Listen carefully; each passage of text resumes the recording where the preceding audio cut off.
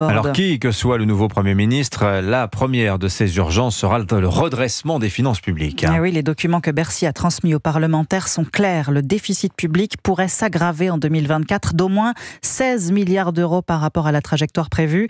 L'explication est simple, moins d'argent qui rentre et plus d'argent qui sort, notamment des caisses des collectivités locales selon Bercy.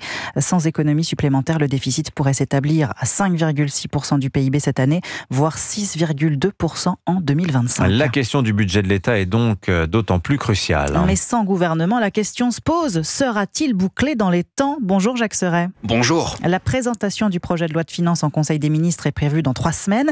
C'est un peu court vu la situation politique. Elle pourrait donc être repoussée. Une option sur laquelle s'écharpent l'Élysée et Matignon, Jacques.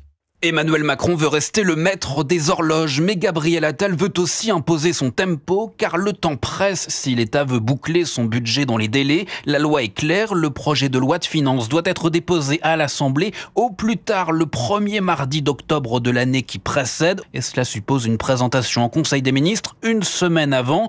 Le Premier ministre démissionnaire qui doit assurer la continuité de l'État a donc mis au point un premier budget pour mâcher le travail de son successeur, mais le président qui prend son temps, commence à réaliser que la constitution d'un gouvernement après la nomination du futur hôte de Matignon ne sera pas une mince affaire.